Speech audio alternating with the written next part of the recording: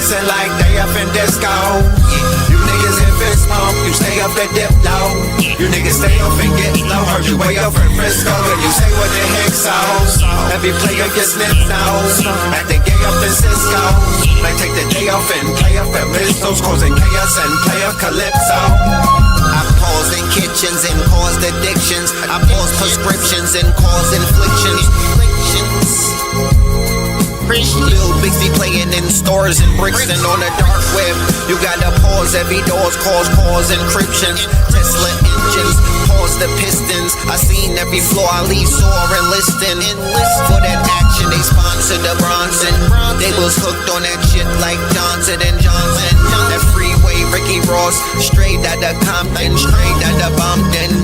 Red on blue, violence in the land. The projection of the will, the perfection of the kill, the reflection of the pills.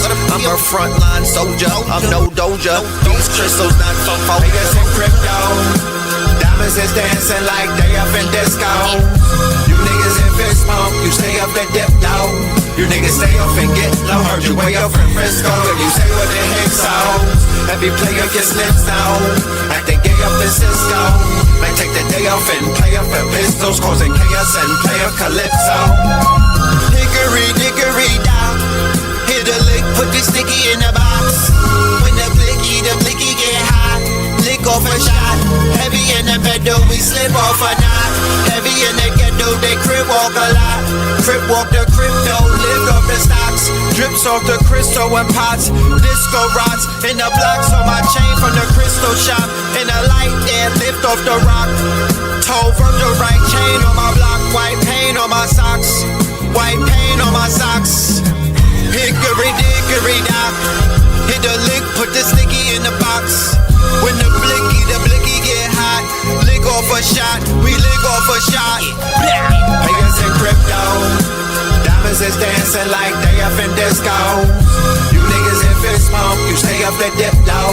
You niggas stay up and get low. Heard you way up in Frisco, and you say what the heck so. Every player gets lips now, acting gay up in Cisco. Might take the day off and play up at Pistols, causing chaos and play up Calypso.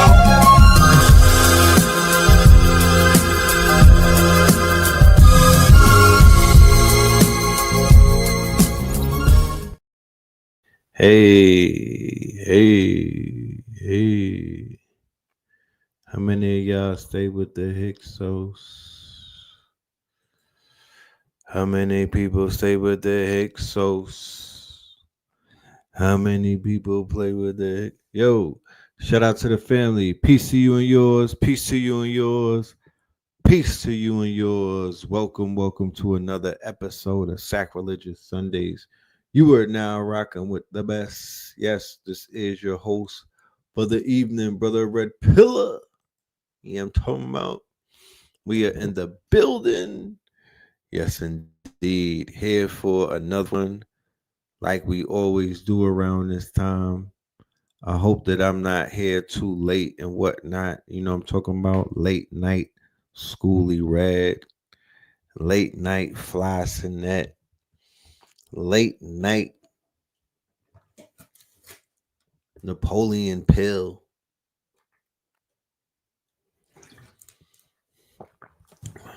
But we're here nonetheless. However it is, whatever it is, however it is, we in the building. You know, they had one of those solar eclipses today. I'm feeling kind of charged up. You know what I'm talking about? I'm feeling kind of charged up. Shit, I was at Charlie's memorial service. God damn it. I'm feeling kind of charged up. Yeah, that part. We're going to talk about it.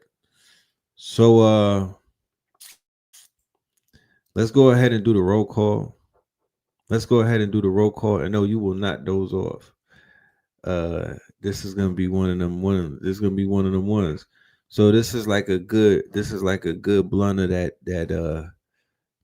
Zaza, that rapper weed. You could take a few hits and just clip that shit. You know what I'm talking about? You might have to go and take you a little nap or something. Come back to it later on. You know, but what I want you to do is I want you to take notes, because A lot of this research, especially for the next 2 to 3 weeks, are going to be very research worthy. And I'll even do a class where we show you some of the new techniques that we are doing our research with, utilizing AI, because there's a new way to do research. So I like that pill nada AI. I like that. Hold on. Southwest Louisiana, we got Lafayette up in this biatch. I heard that's where the baddies is at. Talk black to me. San Jose, California. You know I'm talking about? DMV. You dig? We got Crenshaw, LA. I'm from the jungles. What we talking about? Wichita Falls, Texas. You know what I mean? New Bedrock, Massachusetts in the building. Seminole, Florida. San Fran and all of that. Decatur, ATL, and Toppingtons. DC proper. Where the Texas fam at? Texas, tap in.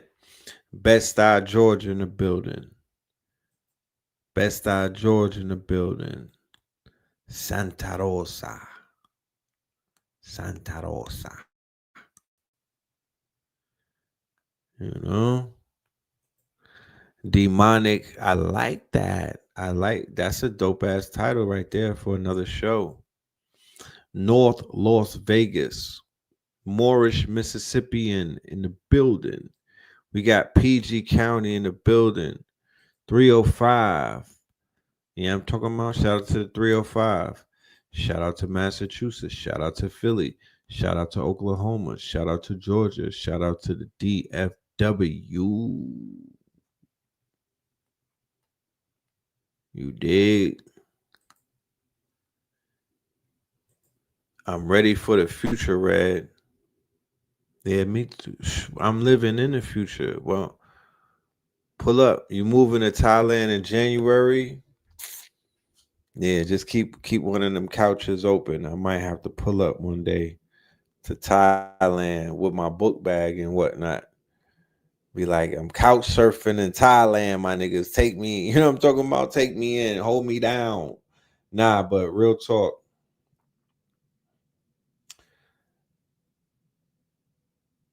I've been meditating on it. I've been having conversations with friends of mine, and I'm beginning to recommend that my brothers and sisters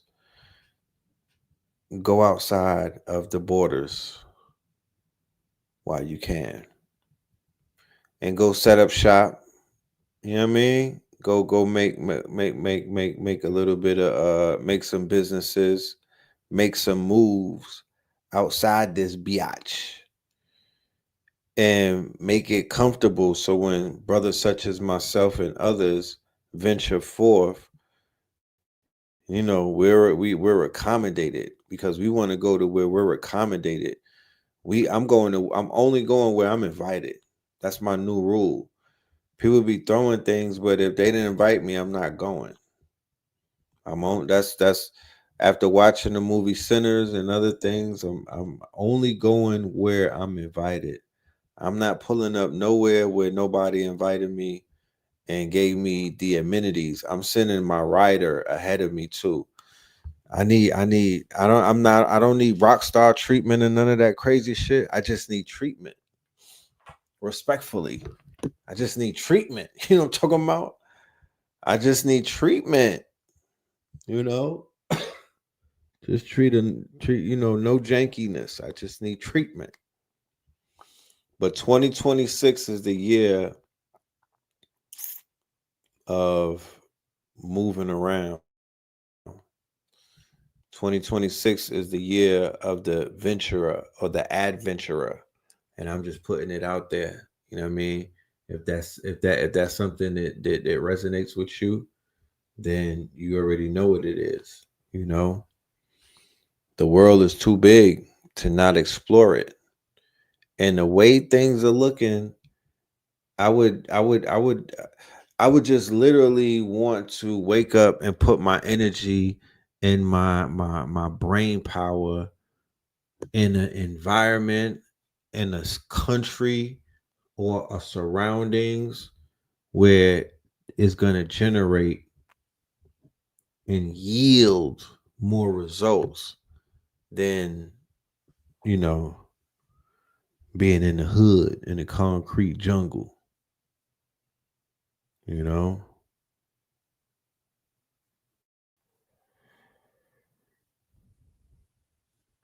But the islands, y'all owe it to yourselves. Another thing, the elders. I'm going to continue to entertain this idea until it becomes fruitful and a reality. But let's just think about it. We have elders in our community who deserve to be in tropical environments for the twilight years of their lives. You know, they deserve to be outside of the what they call hamster wheel. I think they deserve the opportunity to be retired, put up, taken care of, accommodated by their community or their network. That is a goal, something that I want to really see. I want to see some of the unhoused housed. I want to see the shelterless get shelter. But before all of that, I want to really see the master teachers, the elders, the ones who put in work, the political prisoners, just the aunties who were there, people who. That's why we need social credit cards. I don't know you. No disrespect. I don't know your work. I wasn't in the boys club around your way. You need a social credit card to show your social work so you can have social capital and things will be automatically opened up to you. Like, you should have so much social credit that you never have to pay rent in any state that you go to. There would be a ride share and a living share type of accommodations. You don't never got to pay no Uber. You don't got to pay Airbnb. You might not even have to pay to eat anywhere because you're just that valuable.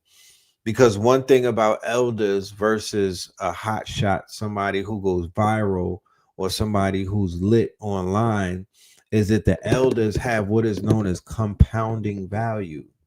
You got to remember compounding, meaning that they might have been putting in work for 5 decades, that the work is compounded, that the experience that they have in their quote unquote brain is the real wealth.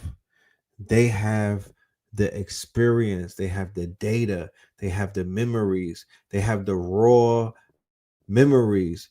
People they're getting the memories from Netflix, reading books, listening to fucking songs and whatnot. When the real people who have the real memories, who have the real information, who really was reading books, who really have real world experience, they're expiring, they're transcending, they are quote unquote becoming unalive. And then there's people that are not connected to them. They are not connected to their research. They are not connected to their story. They are not connected to their brand. They are not connected to anything that they represent or stand for. They're on other platforms and they're in other places, in other spaces, right? Borrowing, okay, these people's aesthetics. They're borrowing some of their research. They're borrowing some of their quote unquote famous lines, their punch lines and all type of shit. You feel me? Like it's a little bit of cloning taking place. The elders make transition, they get forgotten. Nobody remembers them. Nobody says their names. Nobody memorializes them. Nobody gives them the Charlie Kirk treatment. Okay, they don't commemorate them, they don't memorialize them, they don't deify them, they don't follow in the mythos. They don't follow up in the mythos. It's not how you start the race, it's how you finish it. If your ending ceremony is not closing out like a Charlie Kirk's or a Nipsey Hussle's, then you're not really doing it the right way. It's very important that you understand the fucking ritual of this game that we're all playing.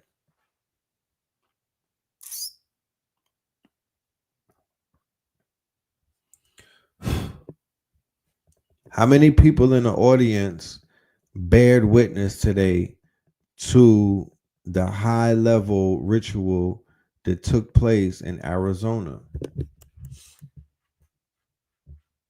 This might have been the illest work in a long time.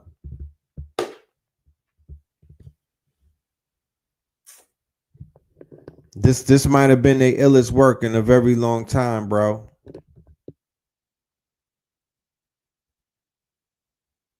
You can't write, you cannot write the script the way that it was laid out. He gets clipped on the last eclipse, and then he gets buried on the next one. And this wasn't no regular buried. This wasn't no this was they bro. He went from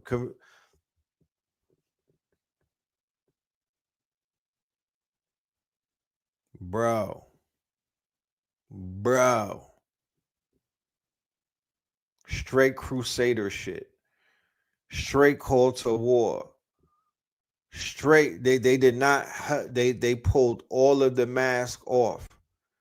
They let you know exactly what it is, exactly what they doing, and exactly why Mr. Charlie, Mr. Charlie, right, the meme god with his meme magic has been chosen as either the sacrificial king or one of the greatest pawns that have ever been played on the people in history. Either way that you cut it, whatever way that is cut, however way that is cut, because it could be cut many ways, whatever way, it doesn't matter. It's what the perception of the world is. It's what they're able to sell. It's what central casting is able to get by on the people.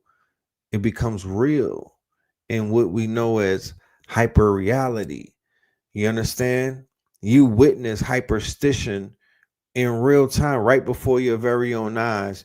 You witness simulacra, right? And the simulation, they literally deified somebody right in front of your very own eyes. And by deifying him, by making him a symbol of, they tied his shit in through biblical prophecy. Come on, fam. Come on, fam. He was sacrificed like the red heifer. Remember, Charlie has no blemishes. Okay? Charlie has no blemishes. Charlie was groomed to be the president. He's not no regular debater. He's not a regular pundit. He's not a regular content creator. Out of the whole batch of every single one of them, he was the one who was being funded by donors to the tune of billions of dollars. Well, the donors are billionaires, but they were grooming Charlie for something. They were grooming Charlie to become Charles. Because keep in mind, we're going to get into the etymology of all of these names. Every single one of these names have biblical implications, and they're all all of the names have double meanings. Okay? Charles, right? If you really want to break down Charles, Charles and Charlie are two different names. Okay? Charles and Charlie are two different names, right?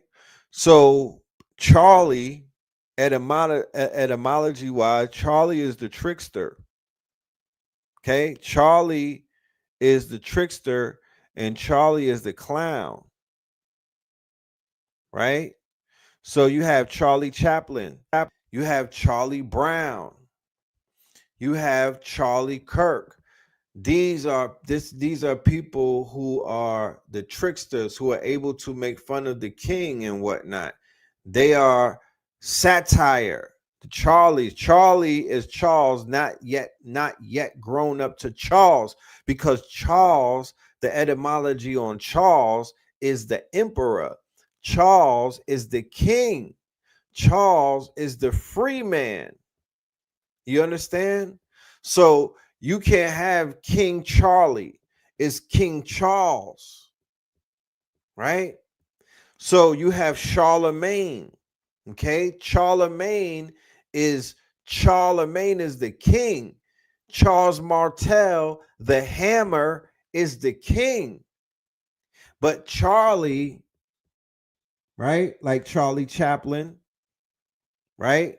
He's the boy, like Charlie Sheen, who is the man boy, right? Charlie Sheen was on Joe Rogan talking about how he did not grow up yet. Okay? Charlie Brown does not grow up. Charlie in the Chocolate Factory does not grow up. Charlie X does not grow up. Sir Charles Barkley, right? Sir Charles Barkley. Sir Charles, right, is Chuck. So Charles is Charlie, Charles, and Chuck, right? So Big Chuck. Chuck is a different type of Charles, right? Chucky, the Chucky doll. Niggas named Chuck is a little, they not clowns and whatnot. There's no clowns and niggas named Chuck. Big Chuck, Bubba Chuck, right? So Charles is a very interesting name. The word De Carlos is Charles. Carlos is Charles. Okay. Charlie Tuna. The TV show Charles in Charge, right? Charlie documentary on Netflix dropped the same day. What Charlie documentary? Which what are we talking about? Charles in Charge. Charlie's what? Angels. Charlie's what? Angels. Huh? Charlie's what? Angels. Our Savior said, my husband, Charlie, he wanted to save young men just like the one who took his life. On the cross, our Savior said,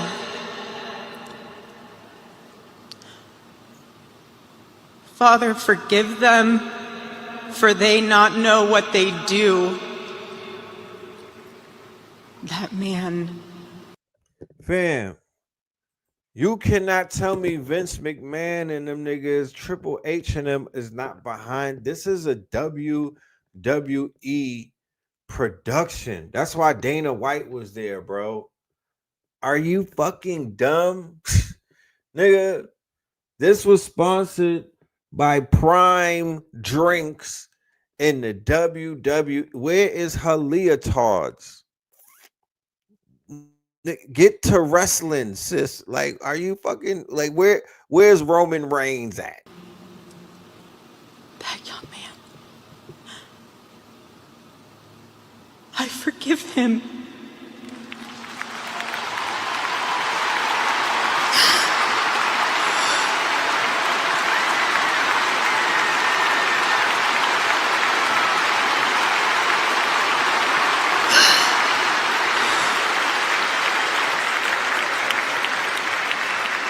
I forgive.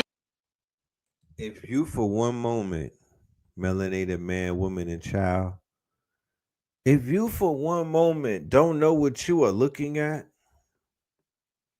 if you don't know for one moment that you're not looking at a Crusader rally and you think that you might be in that audience and there might be some grace and favor for your black ass, DIE is turning into DIE. DEI is turning into DIE.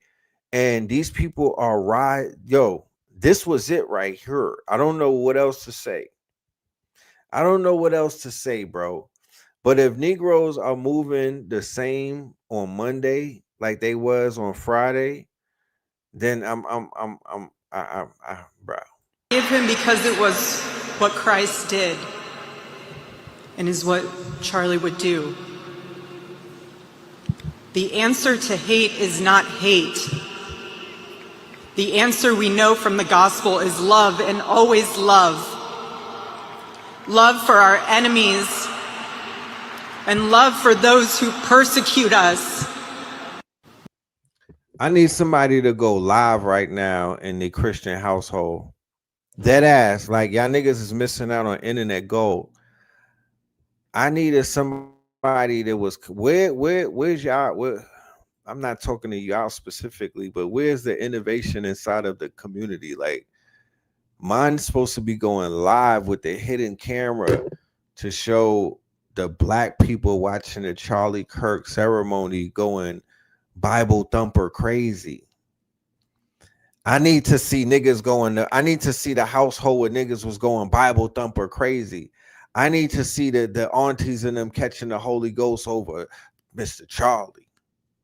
This shit is crazy. This is some Twilight Zone type of shit.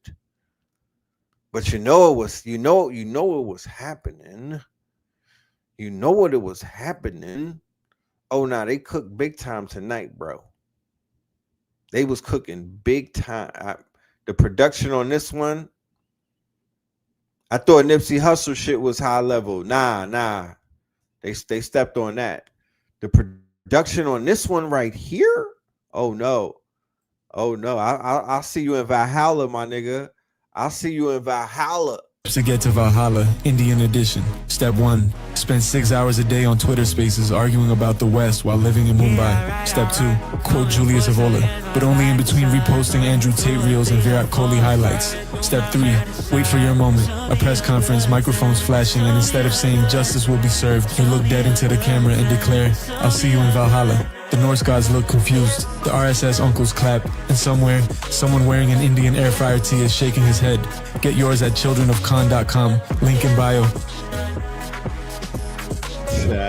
I gotta be in it. Check it out. Spies controlling your VPN. According to a Mint Press News investigation, quote, 3 of the 6 most popular VPNs is quietly being operated by an Israeli-owned company with close connections to that country's national security state, including the elite unit 8200 and dubbed-in unit of the IDF. Yeah, you have all these VPN services with Israeli fingerprints all over it. You got companies like NordVPN, Proton VPN, Surfshark with servers in Israel. And then you got other companies like Ola VPN and ExpressVPN that are founded and owned by people in Israel. And just so everybody's aware, Unit 8200 is like the Israeli version of the NSA and has been, quote, the source of much of the world's most infamous spying software, including Celebrite and Pegasus, the program used to snoop on tens of thousands of the world's top politicians and journalists. And the biggest dirty secret of all VPNs is that they know exactly who you are, where you are, what you're browsing, except they just, quote unquote, promise not to tell. But guess what? Every time the government or the police come a knocking, they do tell. Until now. I got a buddy, Matt Kim. Some of you know who he is, but he just launched the first ever trustless VPN, where they made it impossible even for them to look at your data. VP.net is owned and operated right here in America because they can't even identify, and traffic shields, so you're safe. Yeah, man. We always pointing to the same culprits, man. What the helly? What the helly? Check it out. They are going crazy, bro. The shit that I'm seeing, these white folks are going but noodles, bro. It is nothing is surprising me anymore. I've seen it all, man. Check this out. Oh, I can't believe I just did that. I should probably get the heck out of Dodge, but first, let me text my leftist trans lover every detail of what I just did and why. I've been planning for a week. Engraved the bullets. Disassemble the rifle, reassemble the rifle, disassemble the rifle, reassemble the rifle, disassemble the rifle, reassemble the rifle without a screwdriver while running. Put it in the woods, covered it in a towel. I did this for you. And send. All right. It's a good thing that I, Tyler Robinson, someone who has a 4.0 GPA and a 34 on the ACT, is smart enough to know that there is no way that the FBI could ever get a hold of my text messages.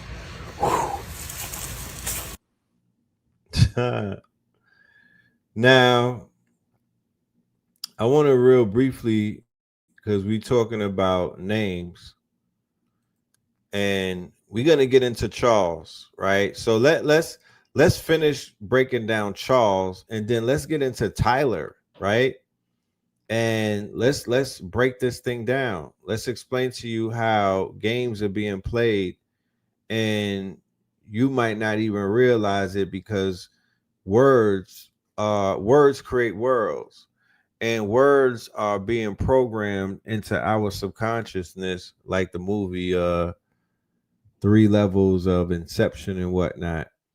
So when we hear words like Jack, when we hear words like Tyler, when we hear words like Charlie, when we hear words like Charles, and you don't know the etymology of these words, and you don't know what it invokes and whatnot. Let me just break some things down, and let's learn together. Right? So we find Charles all throughout literature. We find Charles scattered all throughout history, right? Like I said, in modern day times, one of the highest figures on the planet is named Charles, right? He sits on the throne in Buckingham Palace. We happen to share a birthday with this individual named King Charles, okay? You got Charles Dickens, right? Who was a literary giant and whatnot. Okay, you have Charlemagne, you have Charles Martel. Now, I don't know if y'all know who Charles Martel is. Charles Martel is one of the most important figures in European, Nordic, quote unquote, German, Frank history. He is the one who is accredited for stopping the Moors when the advancement of the Moors in Spain in 711, and the advancement, he was able to stop the advancement. By him in particular stopping the advancement of the Moors, he was able to prevent the Dark Ages, or the darkening of Europe, with the complete takeover of the Moors. So that is Charles Martel, who is the grandfather of Charlemagne, right? So yes, you got Charles Manson. Okay, many of us were born after the reign of Charles Manson and don't know the impact of Charlie Manson and the things that Charles Manson was able to do. He went from Charlie Manson to Charles Manson, but Charles Manson was very instrumental in just the overall cultural zeitgeist, right? So Charles, in esoteric terms, right? Because we covered Charles in literature and history, but Charles, it gets even better when you go into the esoteric and the occult with Charles. Charles is a very interesting, very multi-layered, stacked name. It has multi layers and levels to it. So Charles is free man. In mystical traditions, free man is the initiate who has broken bonds, no longer a slave to the illusion, right? So think Gnostic liberation, but think Matrix, right? Neo becomes Charles, Well, Mr. Anderson becomes Charles when he takes the red pill to become Neo, which will be the equivalent of the free man. And in these days and times, they're calling themselves patriots, sovereigns, third eye worker, third eye woke, all of these things. Professor Xavier is a Charles. And then Charles Darwin is the one who destroyed and mixed up and made this whole thing upside down and backwards, right? He made this whole thing upside down and backwards with all of that survival of the fittest. Yes, remember the all red portrait of King Charles, the all bloody portrait of King Charles, right? King Charles is the top. He is the red dragon. He is kin to Dracula, right? He's a very, very central figure in this whole thing. Remember, he owns Is It Real? That's their shit. You know what I mean? But let me continue. So Charles is the free man. Okay, but Charles is the warrior king as well. Charles is the warrior king. So Charles as ruler suggests archetypes of the solar king connected with rulership, order, and empire. So on the solar eclipse, they're burying Charlie, and they're upgrading him to Charles. He got updated, he got upgraded, he got deified. He went from human to immortal today. Okay, he went from human to immortal. They weaved him into biblical end time prophecy lore. Charles Lindenberg with Flight. Charles Lee Ray, right? Who just made transition. Chucky the Doll. You got Charleston White, who is another Charles who unfortunately is putting his neck out there, and we don't know what may happen to him. Charles Lucky Luciano, right? Isn't Meech's dad named Charles? Isn't Terry Flannery and Demetrius Flannery, isn't their father named Charles? Charles Barkley, that's Chuck. Charles is a free man. So he has a shirt on that says freedom in all white with the 11s all around him. The hat's 47, the 11s.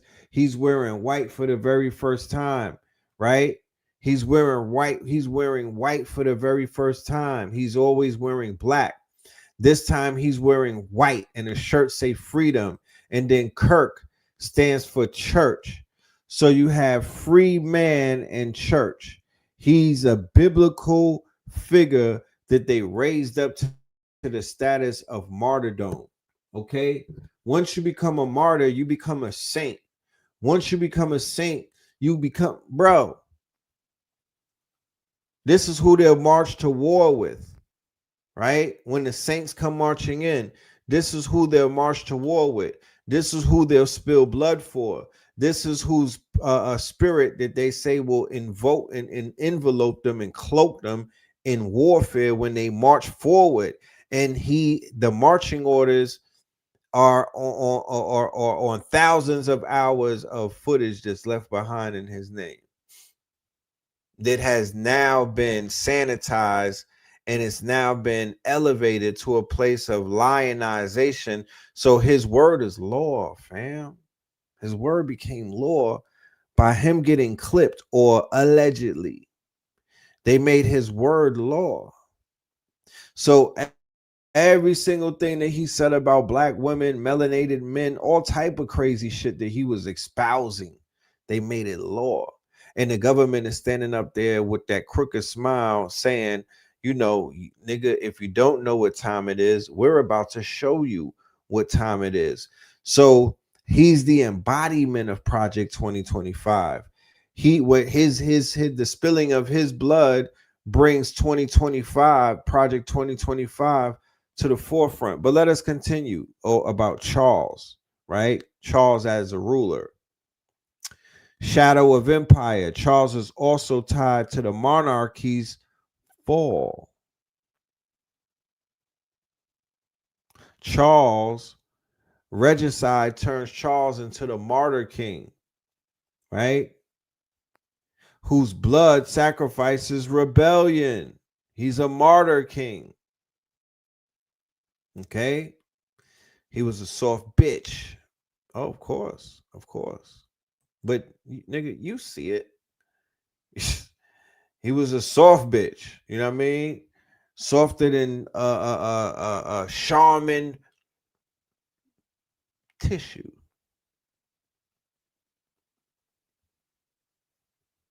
Softer than baby shit. You know what I'm talking about? But the way that they're gonna make it look in the REEL world, the way that they're gonna make it look in the simulation, the way that they're gonna make it look in the simulacra, the way that they're gonna make it look. No, my friend, you don't know who you're dealing with. You obviously don't know how high the stakes are with these people. They're tying him into the third temple. They're tying his death into the coming of the Messiah. They're tying his death into the red heifer. Like, let's talk about it. This is not no regular degular thing that's going on right now. So I'm just qualifying certain things. We'll get to some other we'll get to some visuals in a minute. I know y'all like the videos and stuff. We'll get to that in a minute.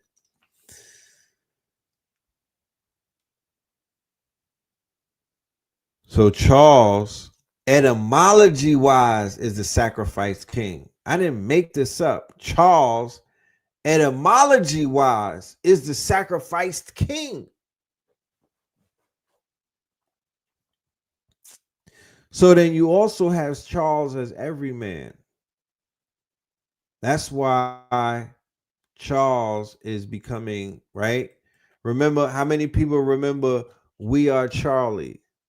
Let me gauge the memory banks of the audience. Remember We Are Charlie? Remember that?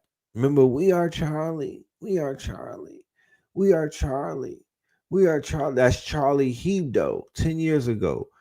2015. We're talking about a 10-year cycle, ladies and gentlemen, a 10-year cycle that we're witnessing, a 10-year cycle that's aligned with the blood moons, a 10-year cycle that is a part of this metaphysical ritual that they are putting forth that's tied into end time prophecies.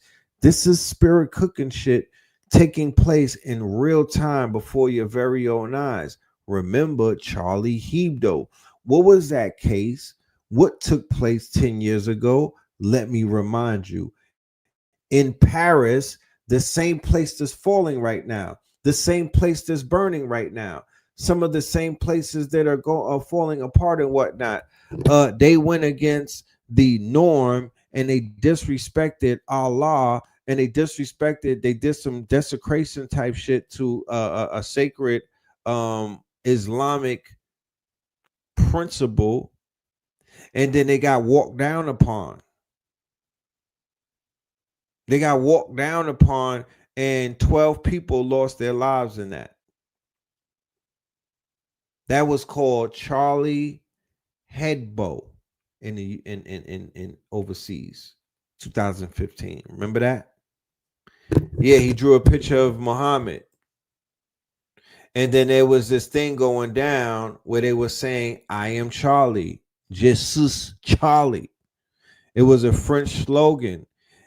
And it started to push a xenophobia wave. It started to push a race. It started to push what? It emboldened the far right. It emboldened the Christian nationals. It emboldened the right wingers. It radicalized the youth. That's what it did, to where we have the movement with the Tommy dude and all of these quote unquote movements that are popping up, these far right movements and these nationalist movements that are popping up all over Europe that Steve Bannon, Steve Miller, and a whole bunch of people like Charlie Kirk helped to seed. They helped to seed it. They were the ones who were, quote unquote, when you're bringing a bonfire and you're blowing, you're making the bonfire become even more, you're giving it oxygen. Charles as empire. Okay, so Charles is Carlos in Spanish. So pay attention to the Carloses. Keep your eyes open. Charles and Charles, ladies and gentlemen. You can't make this shit up. You can't make this shit up. This goes beyond the sphere of conspiratorial. You can't make this type of stuff up. This is the universe writing this script or prompting this script. This is coming from the universal the universal brain. The great divine speaks in signs. So we just are here to decode the signs and to break them signs down so we got a better understanding as to what it is that we're seeing. So nobody could pull the wool over our eyes and we could control the narrative. Once you control the narrative, it don't matter what the hell is going on. You are going to not be pulled. You won't drift. Because once they make you drift, once you're in the drift, once you are a part of the drift, it's the same way as being in the ocean. What happens after you get caught up in the drift? You get drifted away from your purpose. You get drifted away from your travels. You get drifted away from your path. And you're not able to complete that which you started and whatnot. So do not allow none of this dumbass shit to distract you and to get you washed away. Don't let it get you in your emotions. Don't let it have you at the water cooler arguing.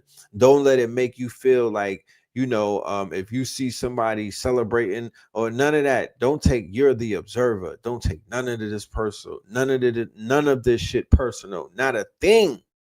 Not a goddamn thing. It's a script. Do you go to the movies and take shit personal? If not, then you don't have to take this personal. Carlito's girl was calling him Charlie.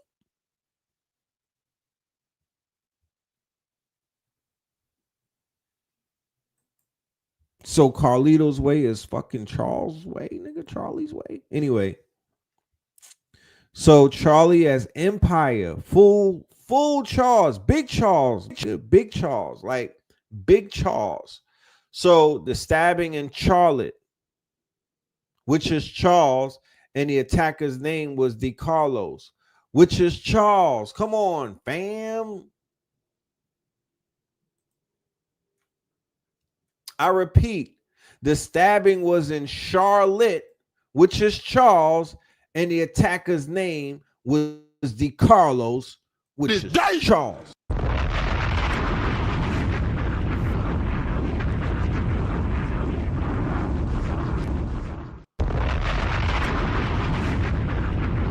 I think this should be called Charles in Charge Part 2. Part Deuce. To this day. You ain't it? To this day. You ain't had these many Charles in your motherfucking life in a long ass time, nigga. It's a Charles smorgasbord. It's a Charles smorgasbord. So Charles as empire, full Charles, big Charles, right? In his imperial tone resonates with the emperor card, authority, structure, the motherfucking law, nigga. Big Charles, nigga. Big Charles. Okay? And then it's Chuck as destroyer. Big Charles turns into Chuck as a destroyer. Chuck Norris, nigga. Chuck breaks the regal mask, returning to raw physicality, the warrior archetype stripped of pomp. I'm just talking about 2 pieces to the face. None of that. Boop, boop. Straight Chuck Norris getting right to it.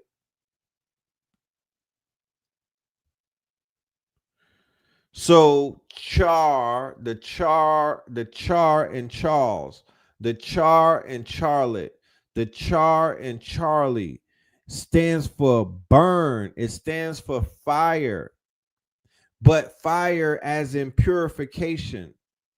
Fire as in purification by fire. So char is to char something, is to burn something. This right here is charring.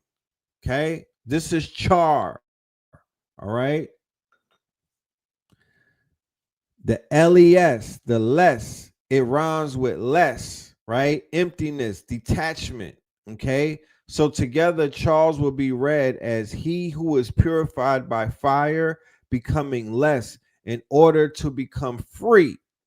He who is purified by fire, becoming less in order to becoming free. So the shirt had freedom on it. He gets shot in his throat, right? He becomes bigger in his death than he becomes in his life. The message, whatever that was, is now amplified tenfold, maybe even 100-fold, considering that he gets clipped right in the fucking eclipse, right before 9/11, right in the shadow of the eclipse, and then they bury him or they coronate him on the goddamn solar eclipse. You cannot make this up, bro. You should wish in such a ceremonial way, right? Big fucking Charles energy. So he graduated from Charlie to Charles, and then Trump goes to see Trump goes to see. Yep, Trump goes to I slow it down. Trump goes to see Charles. Huh? Trump goes to see Charles, nigga. This here is Charlie. Yes. Trump pops up in motherfucking Charles' backyard, nigga. Watching something extraordinary, soft power displays and a transfer of power that hasn't been seen in centuries. So the royal family hosted President Trump for dinner. This isn't unusual. It's part of their soft power diplomacy. What was unusual? President Trump strolled in with a jetpack of American tech titans. Sam Altman, Tim Cook, the CEO of Microsoft, the CEO of NVIDIA. On one hand, this is the UK and the US displaying a united front on technology and on the future. Also, American soft power signaling that if you want access to the keys to the future, which these tech companies largely hold, remember they fall in line with President Trump first. Something even bigger happening. I believe in a room with a king, with the President of the United States. The most powerful people in that room are actually the tech leaders. Technologies that will define the 21st century are entirely in the hands of the private sector. This is something that we haven't seen in centuries. I believe we are stepping into an era where technopolitics and tech power rivals state power and maybe overshadows it. It is really important to pay attention to and to understand. And I have a lot more to say on this topic. So the display that you saw, I don't know if you saw it, but this video showed you that Donald Trump was at the Vatican the other day. I mean, Donald Trump was at Buckingham Palace the other day with King Charles and them, right? With the Lizard King. And he brought all of the tech bros with him, right? He's rolling with billionaires from the tech sector and whatnot. They're not hiding it anymore, right? They are part of the state, okay? We are now entering into what is known as a technocracy or autocracy. It would behoove you to act accordingly and begin to act like, I wouldn't say to panic, but I would definitely say that collectively you would fare better by putting something together right now to roll the dice, to make sure that you and 1,000 or damn near 5,000 people are secure, and just no matter which way the ball bounces, you'll know that you have some type of skin in the game, other than sitting around and having nothing, other than sitting around and being part of the unsullied that don't have that did do nothings, that don't got shit, and are just waiting for something to go wrong so they could be exonerated and just be lazy again. That's not where this world is headed, fam. Not even in your worst case scenario. That's not how this movie was scripted, and it's not how it's going to go down. You feel me? Let me share something with you, fam. Check this out. We're going to have to rely, even they know, when this collapse comes, and it's going to come, we in the UK are going to need to have some serious reflection on mistakes that have been made, and especially our foreign policy in history. And we're going to have to rely on these nations that we've been stealing from for years to deal with us, because we need them. We're not like Russia. We're not self-sufficient. Russia has its own oil, its own food, its own... It doesn't have to import anything. It can survive without the world. We, a tiny little island, do not have that luxury. We need to import. That's why we've stolen so much history. So what happens, do you think, in the next decade as African countries are rising and getting more powerful, and the Western countries that had them under their heel for so long, like the UK where I live, are on the way down and their economies are collapsing? What help do you think we're going to get from those countries that are becoming more powerful? How do you think that the Africans are going to look towards the English with regards to trade deals and buying their uranium off them if we need to?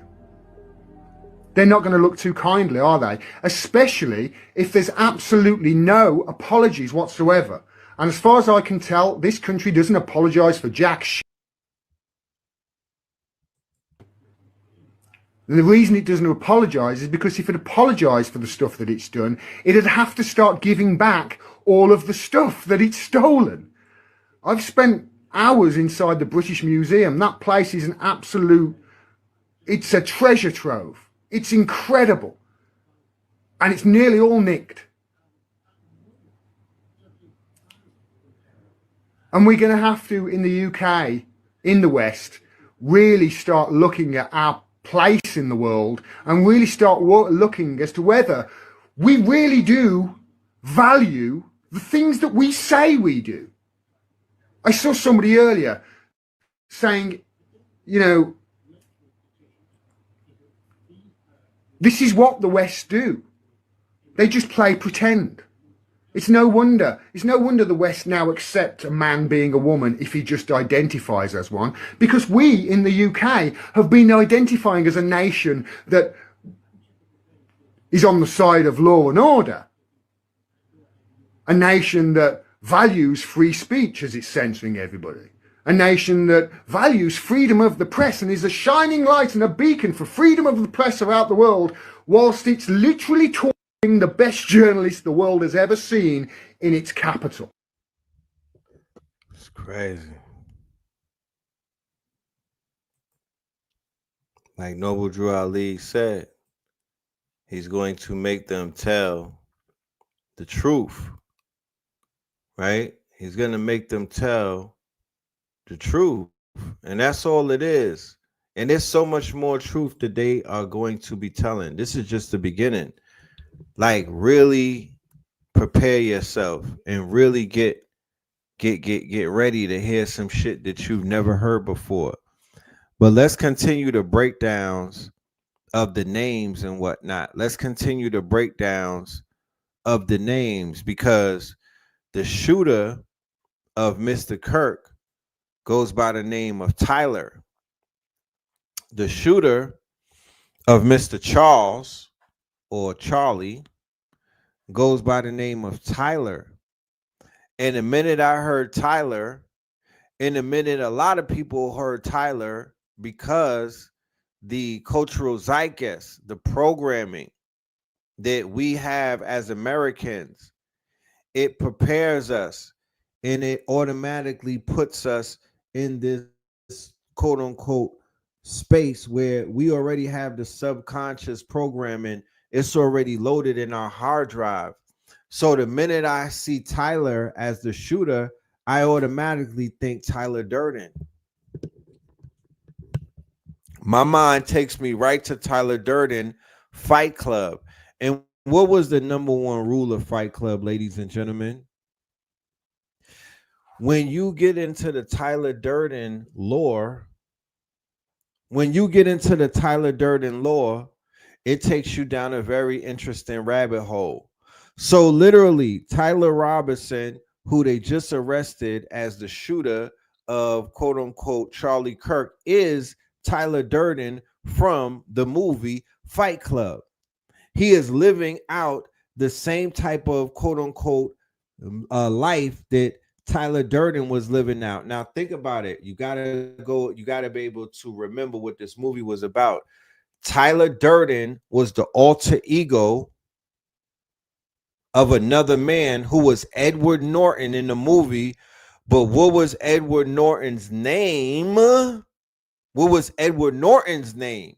Not Tyler. Tyler Durden was his, it wasn't his alter ego.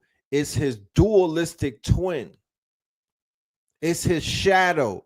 It's his dark side.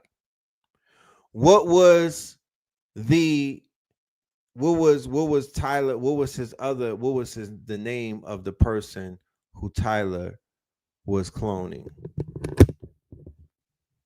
Right?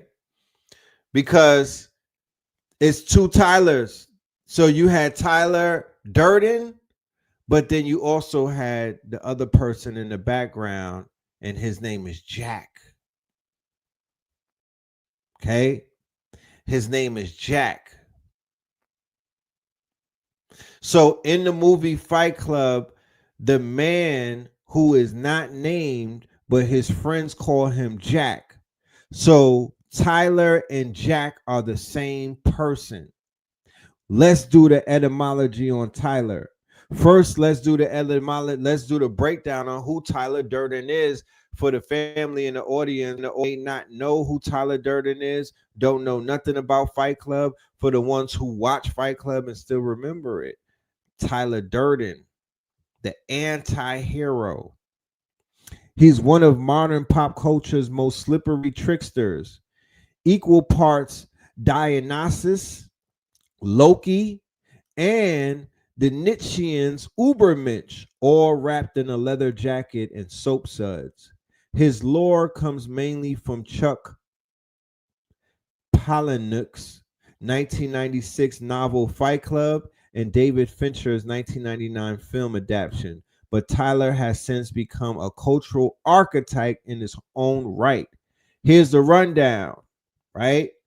Tyler, duality and revelation, right? Because remember, this whole situation with Charlie Kirk is being framed through a biblical lore. It's being framed through an end time prophecy lens.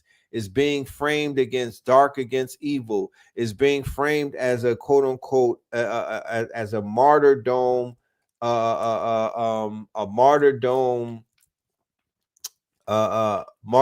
experience, martyrdom, event and whatnot, right? A martyrdom event, but this is definitely a catalyst event. Like somebody said on social media, this is their Nipsey Hussle moment. This is their Nipsey Hussle moment with their guy, Charlie, right? So Tyler Durden is the alter ego of an unnamed narrator, often called Jack by fans. He's not a separate man, but a split-off persona, a hallucinated projection born from insomnia, repression, and alienation. So when they were talking about Tyler Robinson, the shooter, what were they talking about? Alienation, repression, insomnia, being up all night on Discord, being up all night online. He was known to be 24/7 plugged in. He's part of that generation to whereas they're always online, they're always plugged in and whatnot, right? This is the shooter that they're speaking of. He's fitting all of the quote unquote markings of Tyler Durden, coincidentally. Tyler embodies everything the narrator suppresses: charisma. This is Tyler Durden that we're talking about in Fight Club, who's played by Brad Pitt at the heights of his movie career. Brad Pitt pops out as Tyler Durden and becomes a pop icon with this character. But this character is a part of an archetype that fits many people and whatnot. So Tyler embodies everything that the narrator suppresses. So Tyler, right? The narrator is not outgoing like Tyler. The narrator is not charismatic like Tyler. The narrator, whose name is Jack, he's an introvert. He's not an extrovert like this guy. He's not built for the camera like he's not a ladies' man like this guy. He's not adventurous like Tyler. Tyler is the one who gets out there and gets shit done and whatnot. Tyler is fearless. Tyler is the man's man, right? That's who Tyler Durden is in the movie. Okay. And we'll go further as to this who this character is, right? So he embodies everything: rebellion, danger, confidence, charisma. The twist is that they are the same person. Two halves of a fractured psyche. Two halves of a fractured psyche. Tyler is the id unchained. I'm going to repeat that. Tyler Durden in the movie The Fight Club is the id unchained. Okay. Tyler preaches anti-consumerism, rejecting the empty chase of the IKEA furniture, corporate jobs, and advertising fed desires. He sees modern men as emasculated and docile, yearning for primal struggle. So he is Nietzsche's Ubermensch, who frowns upon what they call the last man, right? He frowns upon man who has become so comfort in his comfort zone, so comfortable in their comfort zone that they're compromised, right? That's what the Ubermensch looks down upon. They're not men with willpower. They're not men who want to forge and go forward. Like when Donald Trump at his inauguration declared that they are in their golden age and whatnot, and that they are going to move forth in the name of MAGA Fest Destiny. And that is a perfect segue, ladies and gentlemen, to remind the family that next Strong Sunday, next Sunday is going to be our Patreon monthly. We do it every month, ladies and gentlemen, on Patreon for the road and whatnot. So this one is Manifest Destiny 2.0, right? American Gods, featuring Red Pill and Blue Pill, introducing our good brother Hitsayu Aku. All right, he's gonna be opening up for us. He's going to be opening up for us, ladies and gentlemen. For all of my patrons in the building, the Rainbow Opals and up, are you excited? Are you enthusiastic?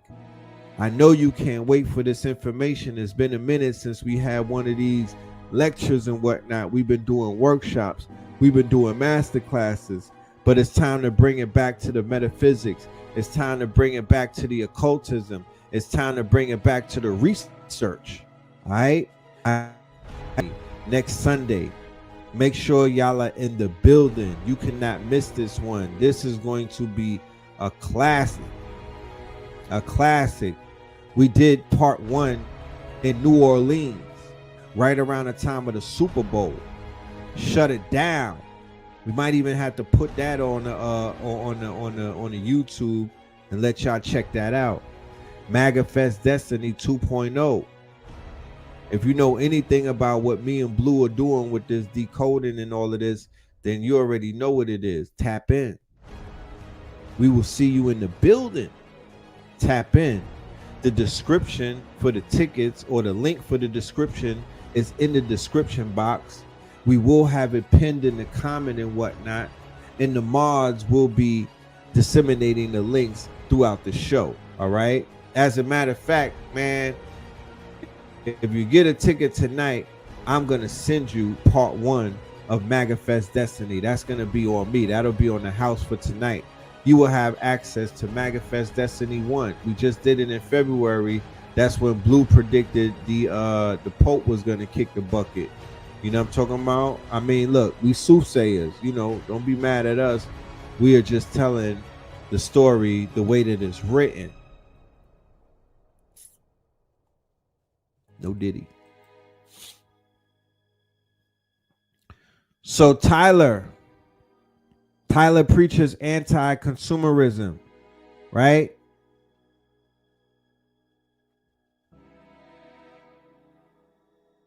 Tyler, once again, like I was saying earlier, he's Nietzsche's Ubermensch, frowns upon the docile man. So in the movie Fight Club, Tyler's answer to all of this shit that he's on is to create the Fight Club, a place to strip away masks and reconnect to raw existence through violence and pain, right? Strip away the mask and get right to it through violence and pain, right? This is when man going to war. This is man going into the ring. Canelo and Crawford slugging it out, right? This is Mike Tyson, primal energy. This is what we're speaking about, right? Ripping away the mask, bare knuckle fighting. Fuck the gloves. Let's just rap. Let's just go in. That's why you see the politicians popping up with the black eyes and whatnot. That's why you see the actors popping up with the black eyes. That's why you see the musicians and whatnot popping up with the black eyes. They have their own version of Fight Club where they have to tap into something considered to be real, because once you're in this simulation and you're a part of this damn fake shit. But another thing, trauma, right? Trauma is a great programmer, and they use that to its perfection. So the philosophy of Tyler preaches anti-consumerism. Fight Club was just phase one, ladies and gentlemen. If you remember the movie, Fight Club was phase one. Phase two evolved into something called, wait for it, Project Mayhem. Project Mayhem. Like how we have Project 2025 now, you have Project Mayhem. And that was a domestic terror network bent on destroying financial institutions, resetting debt records, and dismantling societal structures. Tyler isn't just rebelling against capitalism. He wants to burn civilization down to bedrock and then rebuild it. Project Mayhem, remember that, Project Mayhem. Tyler is mythic because he fuses multiple archetypes. Tyler is a trickster as well. Tyler is a trickster. He's undermining authority, mocking consumerism with subversive jokes, urinating in soap. He's the warrior king, building an army of lost men and demanding absolute obedience. So Tyler, in his quote unquote, his execution allegedly of a Charlie Kirk, is building an army. Regardless if you see that army or not, you're not going to see that army. That army is going to be built in the darkness. But the army is being built. Please understand that an army is being built on both sides, from the shooter and the one that got shot. You saw the building of Charlie's army tonight in Arizona. That was just one stadium. That was just one stadium. And there was a standing army in there. Okay? There was a standing army for young Charlie. The false messiah, Tyler as the false messiah, offering liberation but leading followers into nihilistic violence. The shadow self, he's the Jungian shadow, the dangerous half of the narrator's soul that must be confronted. That's who Tyler is. Tyler became a cult icon, especially in the late 1990s and early 2000s, resonating with disaffected men in a neoliberal post-Cold War landscape. Ironically, his anti-consumerist slogans, which were "the things you own end up owning you. The things you own end up owning you." Are they not using that rhetoric as a reverse at the WEF, the World Economic Forum, where Charles Schwab and them, Klaus Schwab, they're like, you will own nothing. You will own nothing, right? So the slogans were they themselves consumed, commodified, and they turned them into t-shirts, right? So Tyler became the product that he warned us against. Okay? On a deeper level, Tyler represents a ritual of self-destruction. Fight Club's motto, "It's only after we've lost everything that we're free to do anything," isn't just rebellion, it's initiation. The fights, the scars, the soap bombs, these are initiatory rites of passage into a new myth of masculinity, albeit a twisted one. Tyler is both liberator and destroyer, a god of chaos in the age of cubicles. So if anybody sees what the government is trying to put out in their version of the narrative of Tyler the Shooter, what are they saying? They're saying that Tyler the Shooter was a nihilist. Tyler the Shooter was like, yo, it's too much evil in the world. Tyler the Shooter was anti-consumerism. Tyler the Shooter was, he's the same person. He's the same person, bro. And he's living, he's considered to be queer and whatnot. So he's living a way different. He doesn't fit the story context or the textbook image or the textbook profile of a shooter. He's a different type of shooter, right? He fits a different type of profile. Okay, a new age type of killer, a new age type of killer, a new age type of shooter, a new age type of descendant. That's how they're framing it. That's how they're framing the conversation, because they're controlling the narrative and they're creating this whole thing about killer trannies type shit. So you have Tyler the Creator, right? Then you have Tyler the Created. You have Tyler the Creator, and then you have Tyler the Created. Because a lot of these people are created. You don't know this kid. You don't know who the hell he is. You know what I'm talking about? He just popped up out of nowhere. You don't know who he is. He's who they tell you he is. He's Tyler the Created. Attack of the Killer Trannies. That's what they want you to look out for. And they say that Tyler is into trannies. But when you look at the whole thing with the what's the name of these people? The Groypers, with Nick Fuentes in them, the Groypers. All of that shit goes down a scary rabbit hole. Pause. They all wildin', bro. They all wildin'.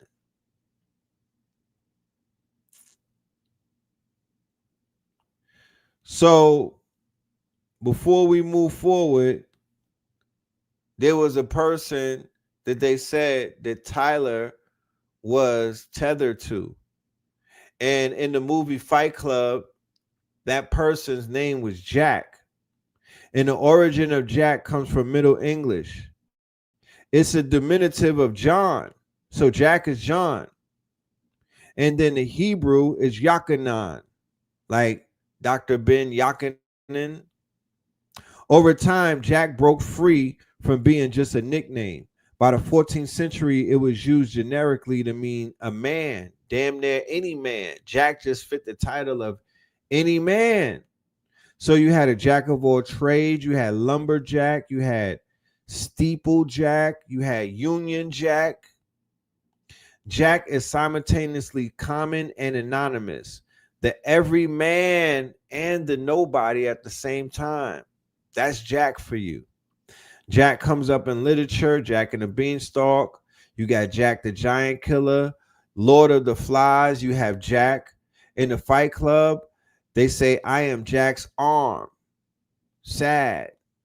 Mirrors this tradition where Jack becomes the empty mask for a voice of primal instinct. Jack as a sinister title. But then you have Jack the Ripper. Probably the most infamous Jack, a shadowy figure embodying fear, violence, and anonymity. His identity never revealed. Jack here is the faceless predator. Jack also implies trickery or danger. Jack in the Box, a harmless toy, or a creepy surprise. Then you got blackjack, which is the weapon. Then you got the jack-o'-lantern, right? Doing the jack-o'-lantern bomb, right? My nigga Jack Tripper with the Three's Company. But then, based off of the research of Seven Bomar, you have Jack as Jackal. You have Jack as the Jackal. You have Jack as the dog-headed god, right? You have the Jackal as the carrion eater associated with death. In Egyptian myth, Anubis or Anpu is the god of embalming in the underworld, and he wears the jackal's head. Jack and Jackal share etymologically resonance. Both stand at the threshold of life and death. Both scavengers of identity. The Jack persona is like the jackal, feeding on the corpse of the old self to guide it into transformation.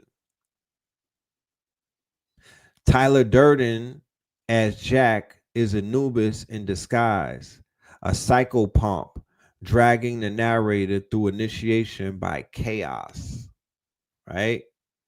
Jack Napier is the Joker's real name. Jack Napier is the Joker's real name. Okay? So you hijack somebody by stealing and taking from them. Right? What does Jack represent? Jack represents the everyman, right? The universal stand-in. That's a Jack. A mask, a placeholder name for repressed instincts. So you had Tyler with all of the shit he had going for him, but then behind Tyler is Jack. And Jack got a lot of shit going on with him and Jacqueline too. Jack is Jacqueline. Jack Nicholas as the Joker. Jack from The Incredibles. Right? Them Jack boys coming to jack your shit. Niggas is jacking off. Right? Jack Reacher. My nigga, the most famous, New Jack City. Michael Jackson. New Jack City. Jack shit. Jackie from 227. Jackass. Jackass. Jack in the Box. Jack in the Box. So Jack is a threshold figure between order and chaos, between safety and danger. Jack is also the shadow. When you say, I am Jack's broken heart, you admit the shadow self is narrating. Jack is not just a name, it's a cipher from the anonymous voice of humanity's subconscious.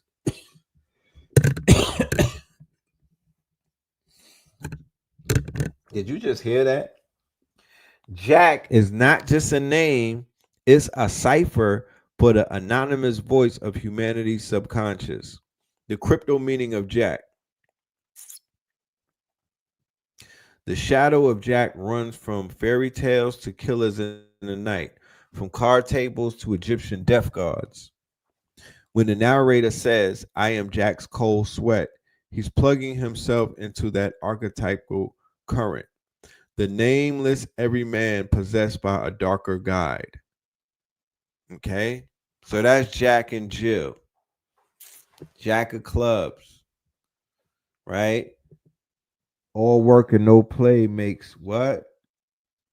Was that Jack? Was Jack Nicholson's name Jack in The Shining? Jack Frost, Jack Ruby. You know? Jack Dempsey. Blackjack. Come on now. Jack Hammer. Jack Hammer.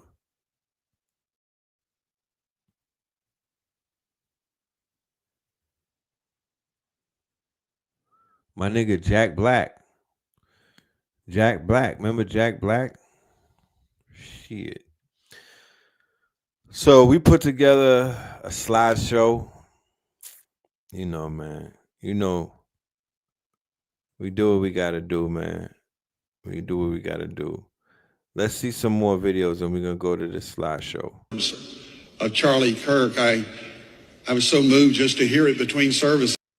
The words of Charlie Kirk, I was so moved just to hear it between services. You're hearing something the first service didn't. First, I want you to know I'm fine, not because my body is fine, but because my soul is secure in Christ. Death is not the end. It's a promotion. Don't waste 1 second mourning me. So they have already started using fucking AI with Charlie Kirk. The necromancers have already resurrected Charlie Kirk in the Matrix, in Machine City, in the quote unquote in the Ethernet. He's already been resurrected. He is going to be a quote unquote meme god. He is going to be a meme god in that world. Double down on truth. Double down on courage. Double down on your faith and on your families. That is how you honor me. So dry your tears, pick up your cross, and get back in the fight.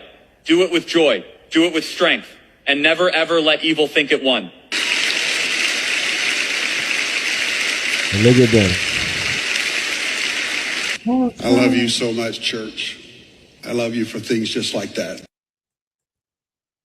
So this is going to be the Christian revival movement that's going to be taking place. You know, get out of the way. That don't got nothing to do with you.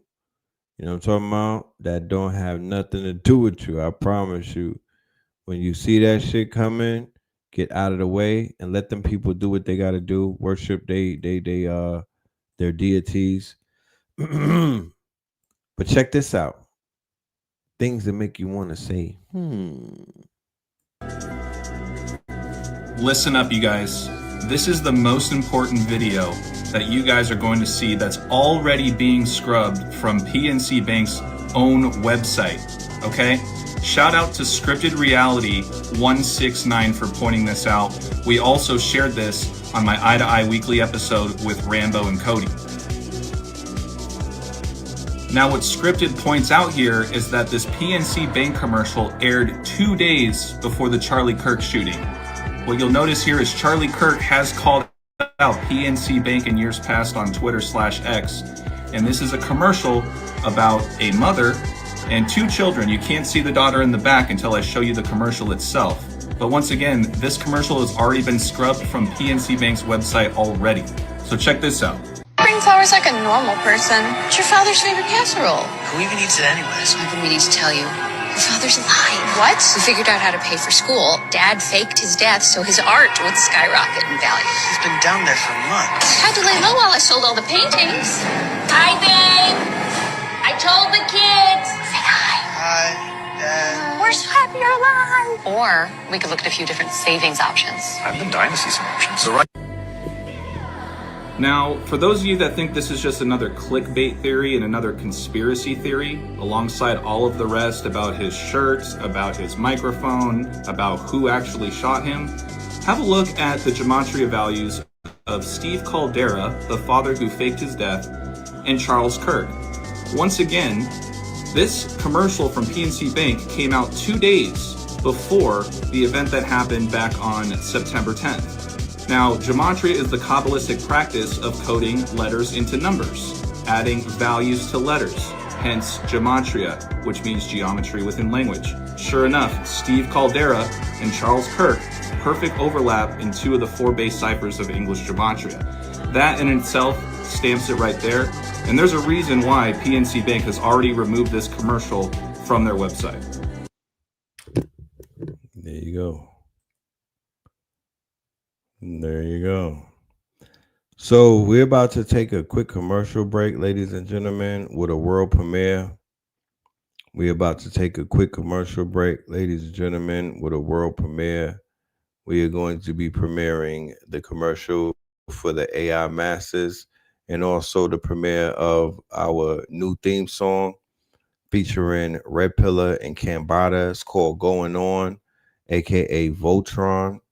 Off the upcoming Voltron project that will be dropping on our Born Day, all right, November the 14th, all right? So make sure y'all get ready for the pre-sale because it's on its way, Ladies and gentlemen, without any further ado, I want to present to you, the legendary Got It Going On world premiere, and also our upcoming lecture for the AI Masters, featuring Red Pillar and Savon Beaumont, presented by 363 Empire. Let's go. Make sure y'all get y'all tickets. Come on, baby.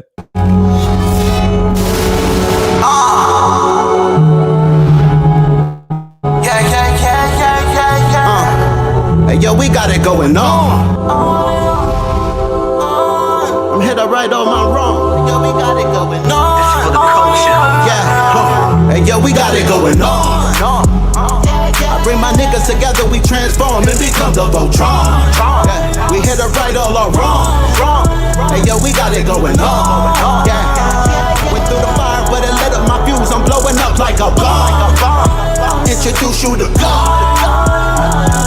I'm teaching essentials, I'm operating at my peakest potential. Elijah, he told me to keep it on simple. Through these instrumentals, I speak to your mental. Red. Back in the booth, rap to the youth, they was lacking the truth. Rap to the seas, they was lacking the roots. Smoked all the trees and they snacking on fruit. No.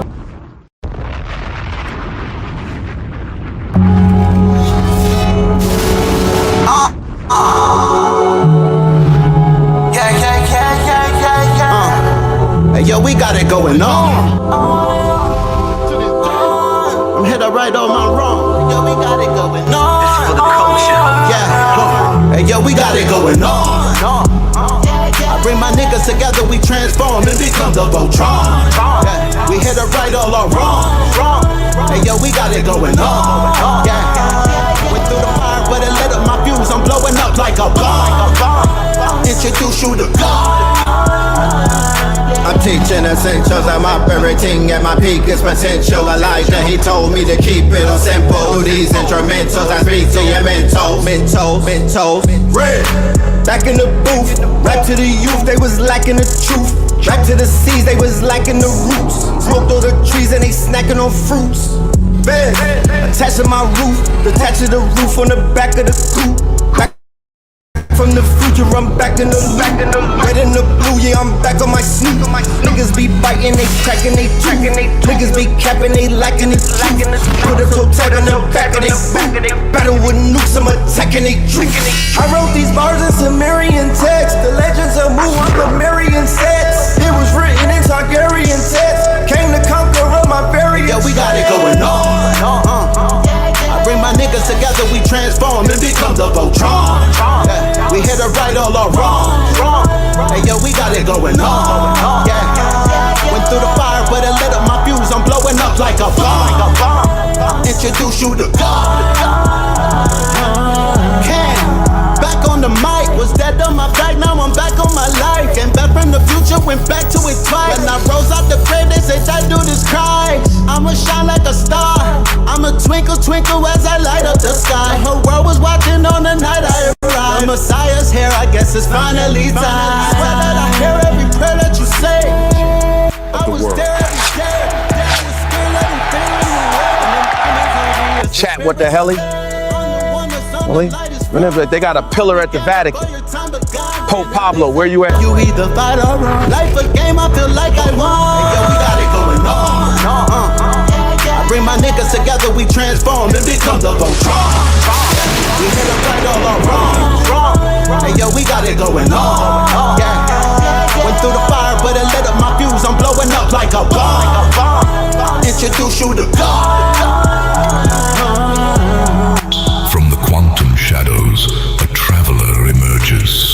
Fly Sinet, the multi-dimensional hacker, living his hero's journey. He joins the Pantheon at AI Masters Workshop, November 1st and 2nd, hosted by 363 Empire, with Red Pillar and Seven Bomar. Tickets, lock yours in, now. This is the law of mental command. It is the understanding that you are not a victim of your thoughts, but a commander of them.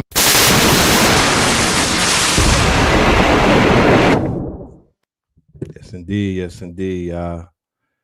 Make sure y'all get y'all tickets for the AI Masterclass. It's gonna be a movie.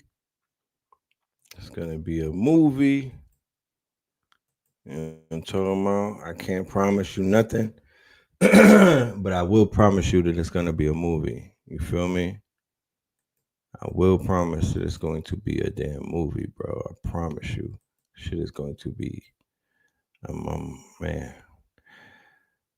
So let me go ahead and pull this thing up right here.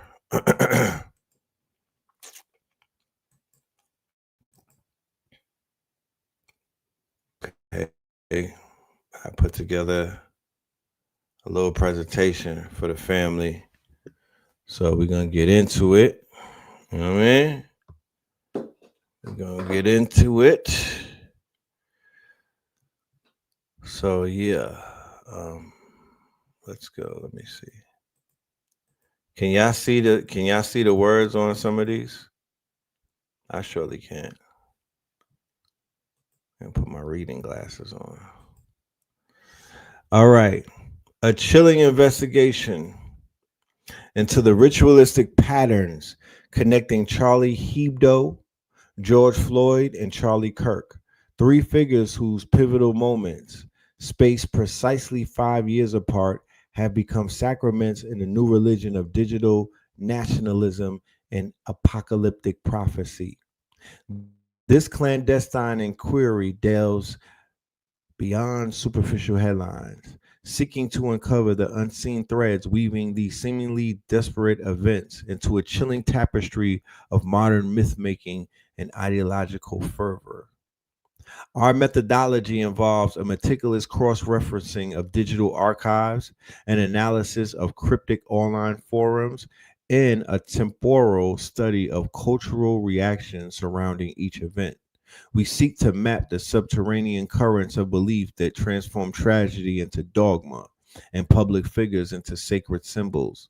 This is not merely a study of coincidences, but an exploration of a deliberately unfolding narrative, a sacred geometry of suffering orchestrated across the digital ether.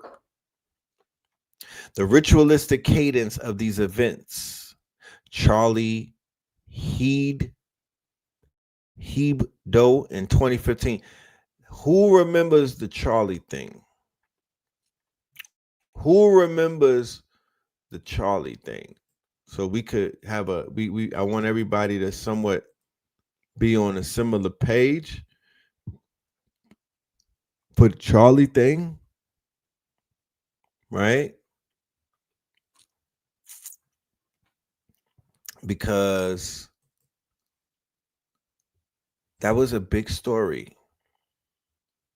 But so much has taken place in the last 10 years that people have forgotten about that story. You know? People have they've forgotten about the story. So before we go on, let me just refresh everyone's memory about Charlie Hebdo. Let's just do a little trip down memory lane. Okay. So this is the Charlie shit right here. Right? This is the Charlie Hebdo shit. Right? So they went ahead and they was on a, far right nationalist mockery and satire. Oh, where did we hear that before? Right? They were making mockery of people's religion and they were practicing satire, right? Trying to attack and trying to quote unquote, because that's an attack. However you paint it, satire is a form of an attack. All right. It's just trying to hide behind the art. I wish more of our people would discover the benefits of satire and begin to use it to their benefits.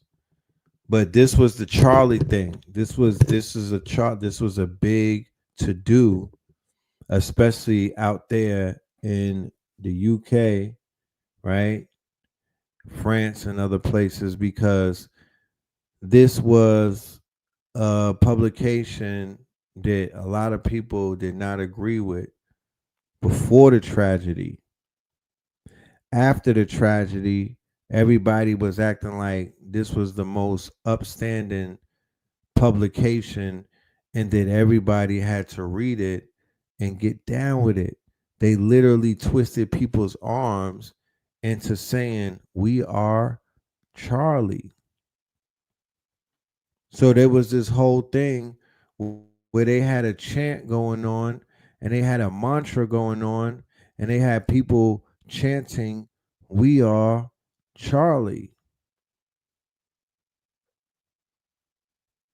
And this shit right here is a rag. This is a rag. This is not so by people saying, yo, they're literally doing what? Absorbing all of the negativity, all of the toxicity. Are they neutralizing it? Are they alchemizing it? Well, that remains to be seen because anything is possible, right? But these were provocateurs, the same way that Charlie Kirk was. These were provocateurs. These people would step on graves and whatnot. They would make fun of the dead. They were into satire. They were making fun of tragedy. They were heckling. And they are an arm for a system. Not to tear down a system, not to dismantle a system, but to help to create one, help to uphold one, right? A colonizer system, a colonizer mind state, right? Because it ain't helping none of us. Not one thing that was printed in that magazine benefited any of our people at any time. I could tell you that right now.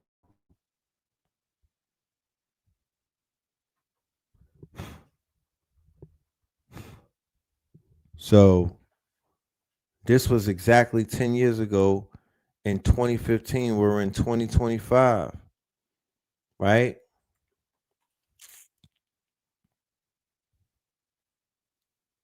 So as a result of all of this clowning and whatnot, there was an attack. Somebody walked them down.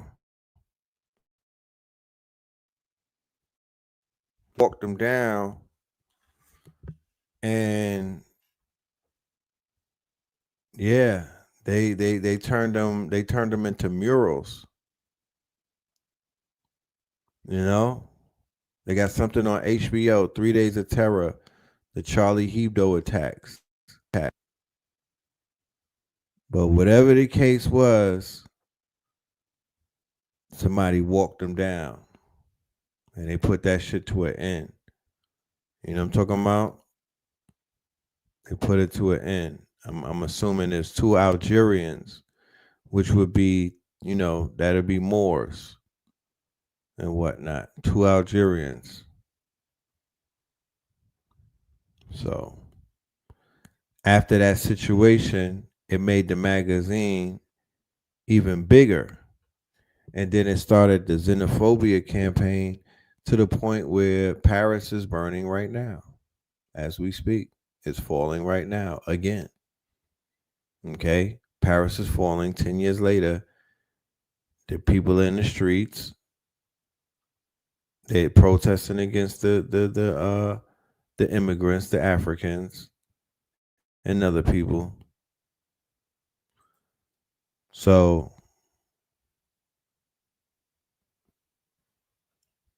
we're just giving you some context. This is some context.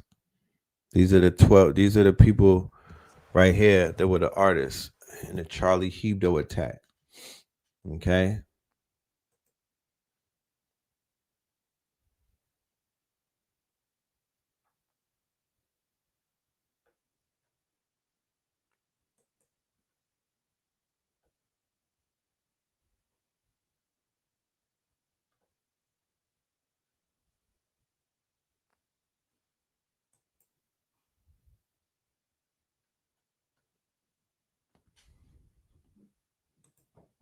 So let's get back to the other thing.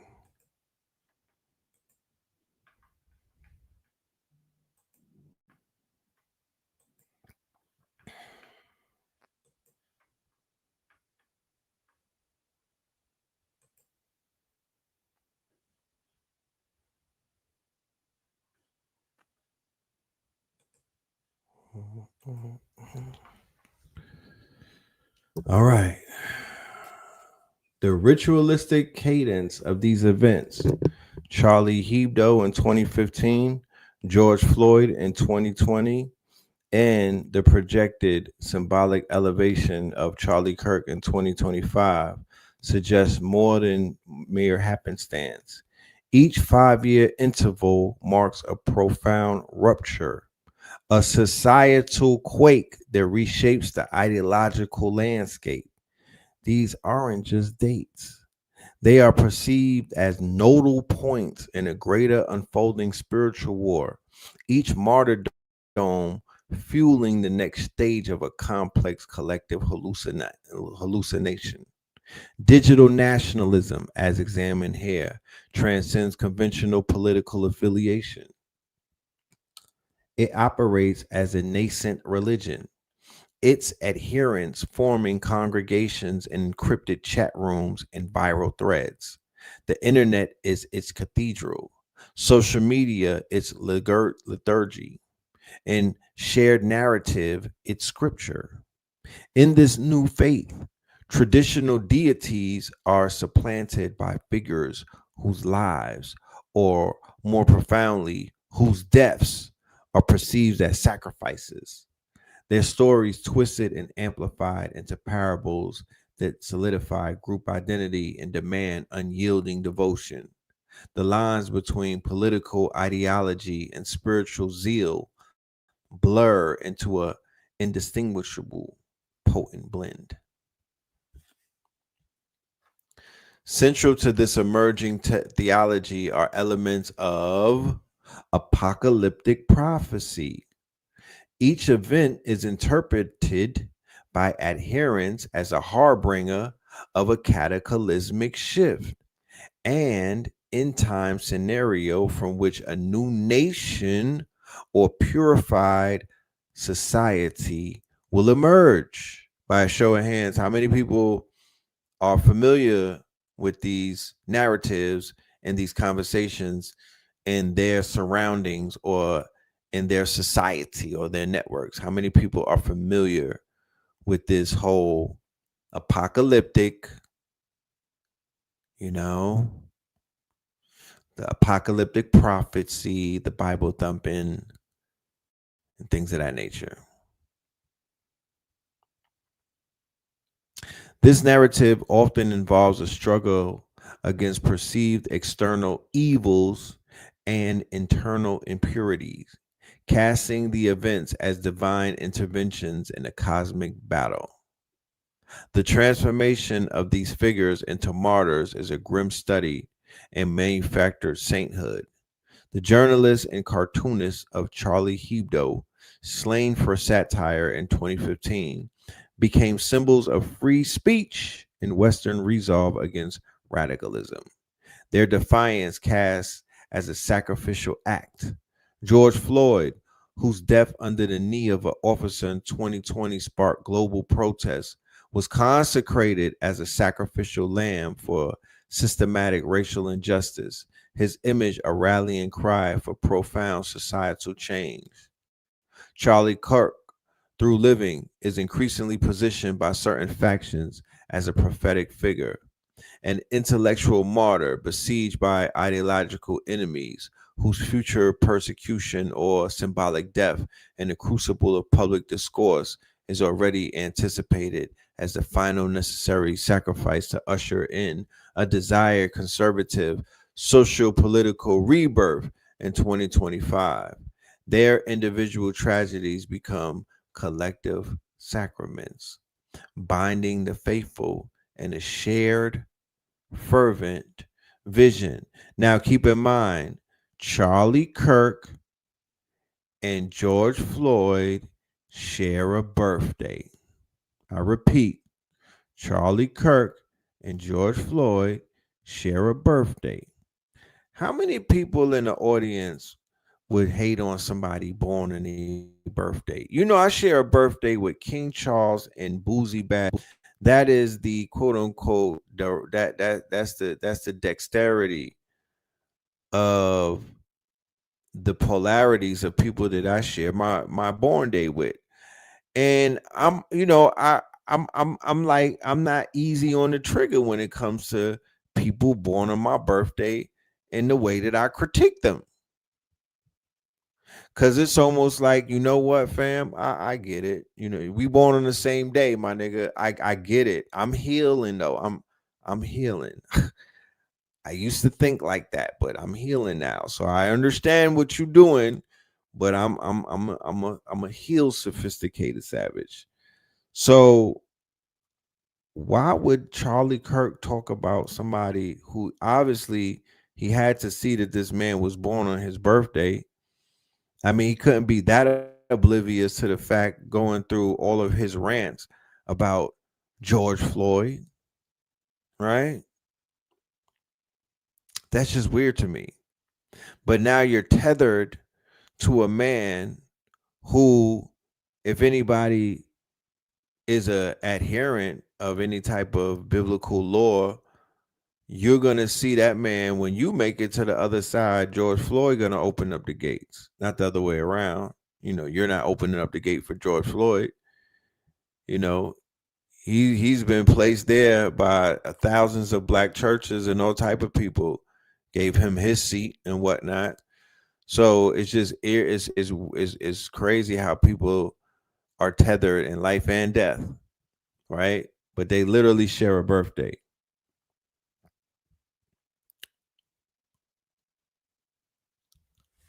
Let us continue.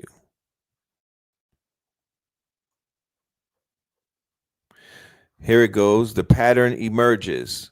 Charlie Hebdo attack. That's January 2015. In the frigid Parisian winter of January 2015, the brutal massacre at the Charlie Hebdo offices sent shockwaves around the globe.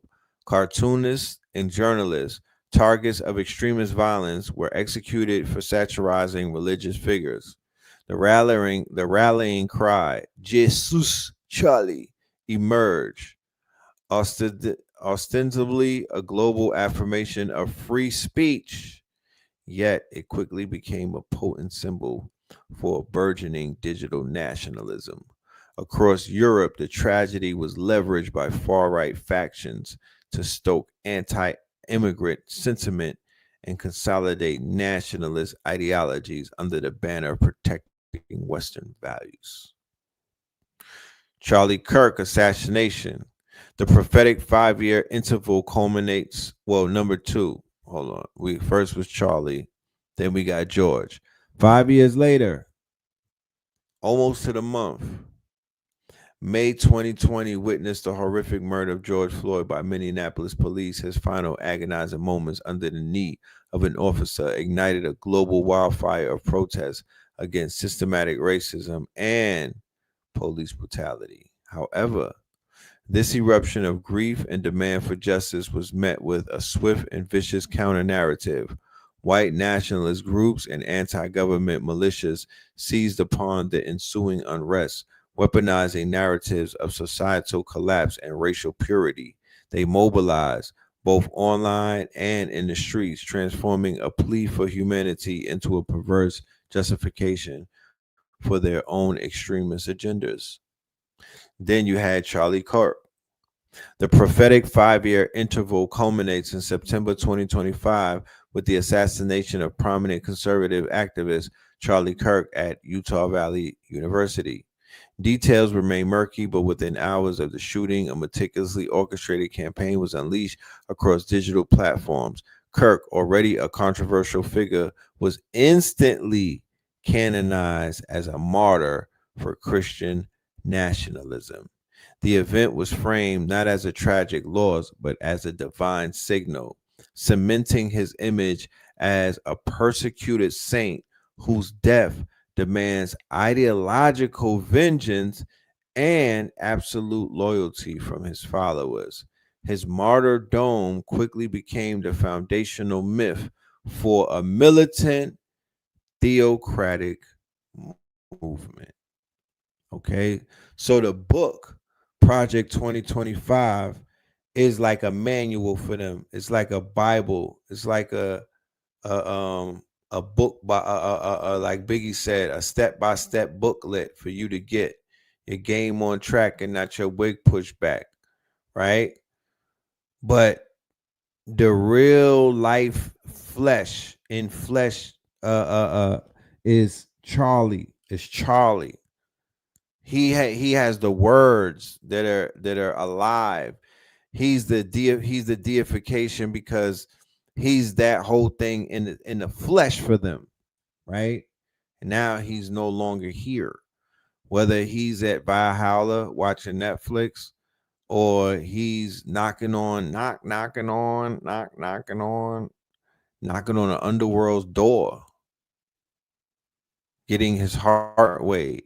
However it's perceived in the public's eye, he's been martyred and taken away because what he was saying was so profound. It was so absolute, you know? It was so on time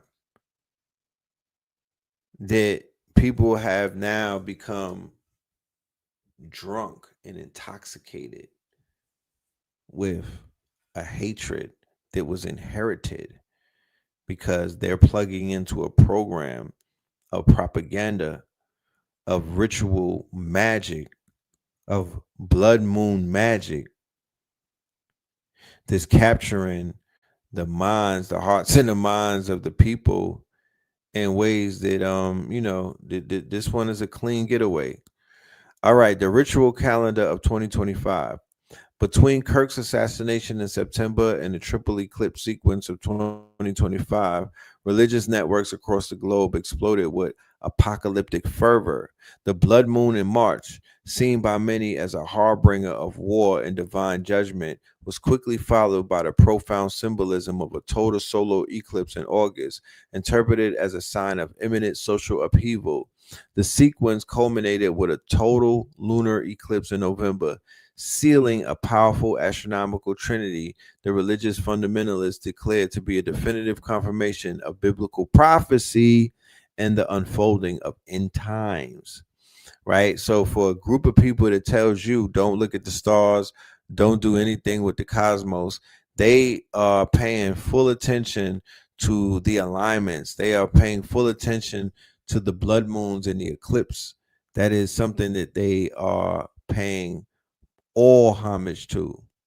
Intelligence analysis tracking evangelical communications found unprecedented coordination between prophecy networks, disparate militia groups, and ultra-conservative political organizations. This convergence was not accidental. Encrypted channels and dark web forums revealed a sophisticated pre-planned messaging strategy leveraging these celestial events. The eclipse provided a shared narrative hook, allowing for the rapid dissemination of radical ideologies, recruitments, and calls to action, all framed within an urgent, divinely ordained timeline.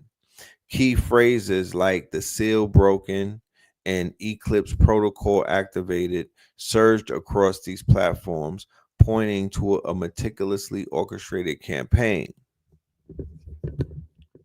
Adding further theological urgency was the Temple Institute's announcement of the red heifer's readiness for sacrifice.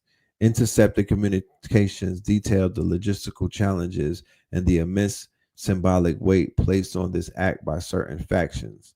For these groups, the ritual purification ceremony involving a perfectly unblemished red heifer is considered a prerequisite for rebuilding the third temple in Jerusalem. In response, whispers amongst radical Jewish groups intensified, evolving into open discussions of relocating the Temple Mount itself, a euphemism understood by intelligence agencies to mean the forceful removal or destruction of the Dome of the Rock and the Al-Aqsa Mosque to clear space for a new Jewish temple. Most disturbing was the high-level meeting between King Charles III and Donald Trump, timed precisely in the narrow window between the August solar eclipse and the November lunar eclipse. This carefully chosen timing was perceived by radical elements as a significant, perhaps even mystical endorsement of their agenda. Sources within various intelligence agencies described discussions during this summit that went beyond mere geopolitical strategy, focusing instead on a civilizational alliance against perceived existential threats. The language used, highly coded and steeped in historical precedent, read chillingly like early preparations for a new crusade with profound implications for global religious and political stability. I'm trying to tell you, they're going to war, they're going to the crusades. They're going, however they're going is going to be through the crusades, through the lens of the crusades. Okay.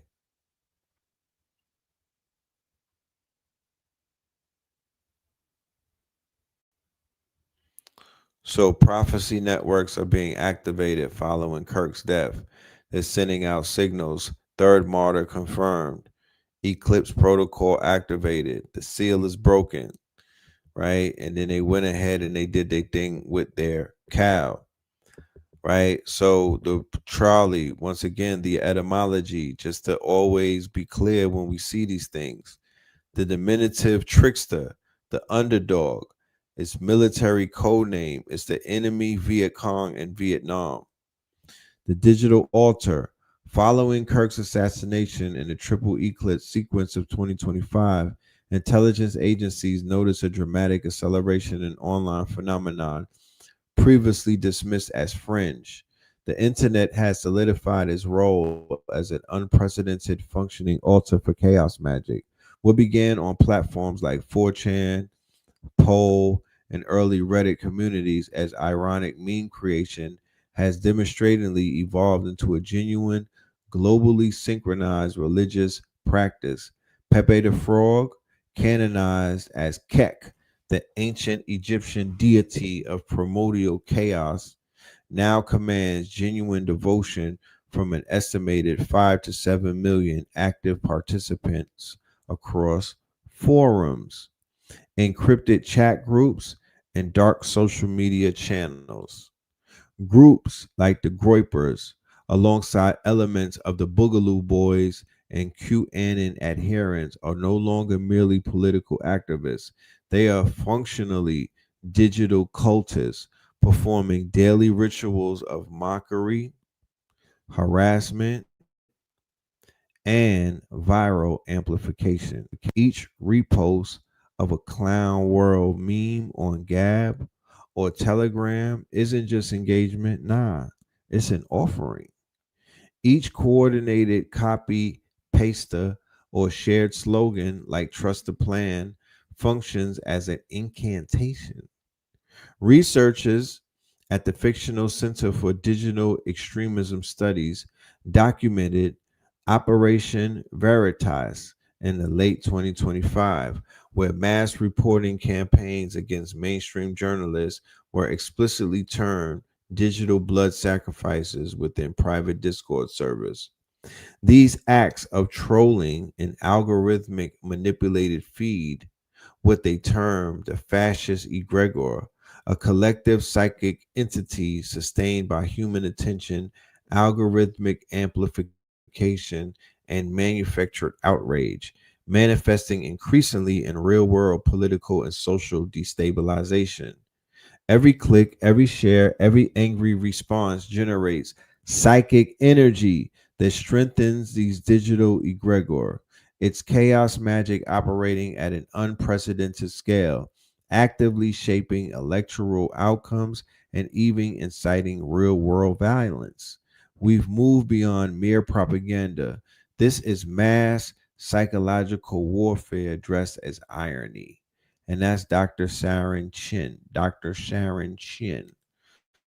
You smell me? So, this right here, ladies and gentlemen, is slide 3 of many other slides. It goes on for days. I'm gonna finish this part 2 on tomorrow's show. Okay, because we are hitting the 2-hour mark. The PDF will be in the shop on Buy Me a Coffee. The PDF, the whole full PDF, the whole research, the report, it will be available on Buy Me a Coffee. We're gonna have many different a lot of literature is coming to Buy Me a Coffee, a lot of literature, a lot of ebooks, and we also gonna start launching some of our in-house documentaries that are also going to be video essays as well. So with that being said, ladies and gentlemen, I want to thank you for your time tonight. I want to thank you for joining us for part 1. We will be doing part 2. We will be doing part 2. We will be doing part 2 and maybe even a part 3. Tomorrow's show, I have a special guest. Tomorrow's show, him have special guests. We're going to cook in the kitchen. This is literally just a warm-up. I swear to God, this is literally just a warm-up. I swear to God, this is literally just a warm-up. This is not the main course. Okay? Like I said, we are moving towards this date next Sunday. We are marching, right? Marching with our drummers towards this date. And we're going to deliver what we came to deliver, and that's a classic. As you can tell, it's a lot going on outside. It's a lot going on outside. It is a lot going on outside. But thank God that we have the means to decode. Thank God we have the eyes to see, the ears that can hear, and the brains that could put this thing together so we could feed it to the family. All right, let's get a word from our sponsors. Let's pay the bills, and we will be right back. What is infinite treasures?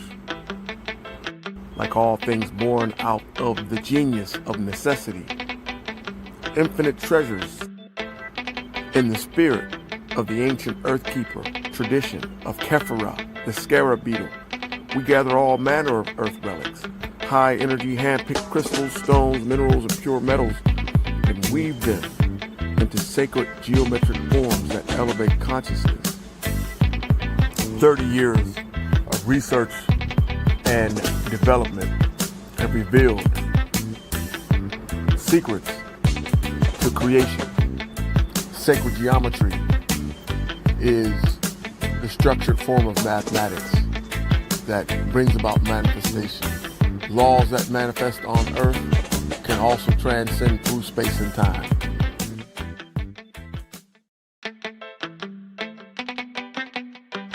What is? Yes, I.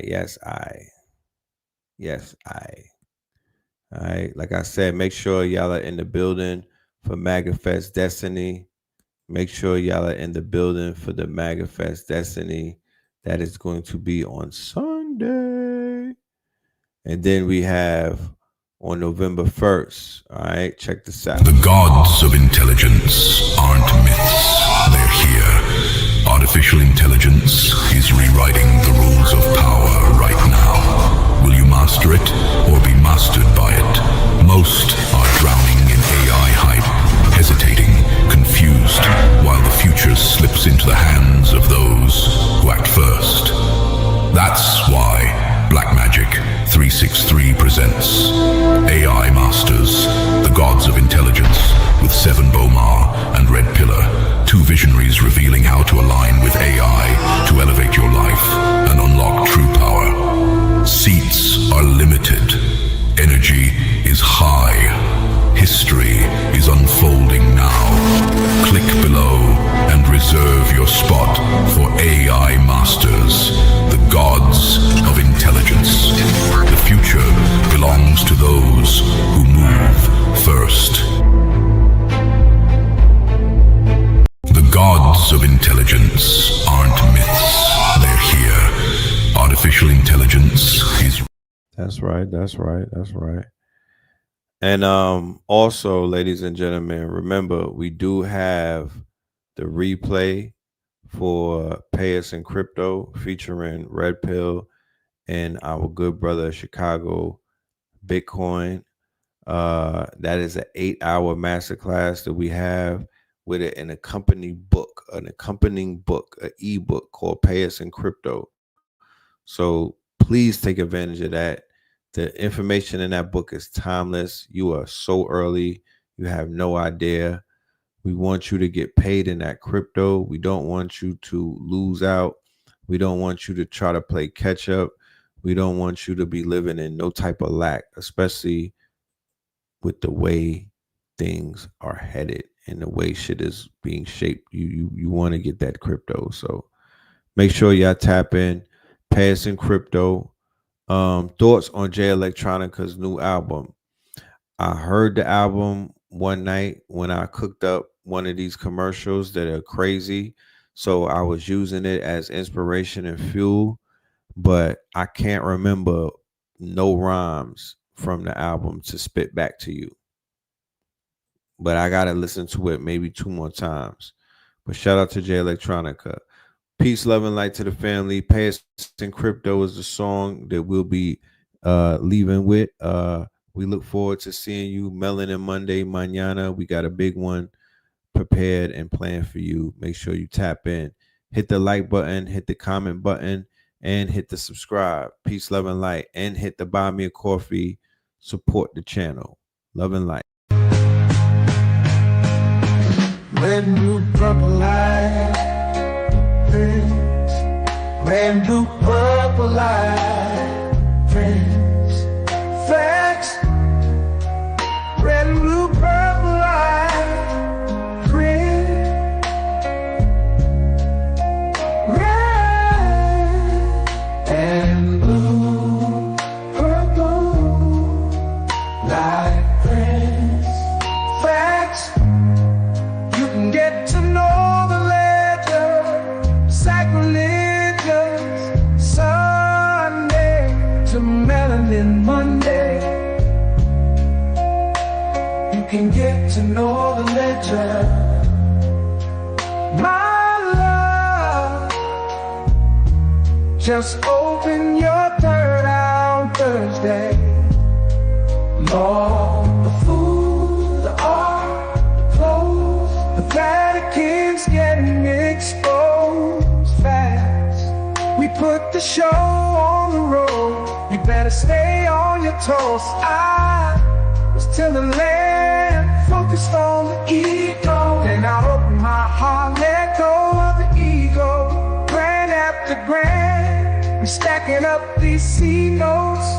Facts, facts, yeah. We gon' put this shit on our back. Facts, facts. We in your city, pull up where we at. Facts, facts. Peace, love and light. Peace, love to the family. Peace, love and light to the family. Peace, love and light to the family. These days and time, black man, is going to be the time that you have been waiting for. You came here for a reason. Whatever pressure, whatever adversity, whatever the fuck you feel, I don't know what you feel, but whatever you may be feeling is going to push you, and it's going to provoke you, and it's either going to make you or break you, similar to how pressure busts pipes or the shit makes diamonds.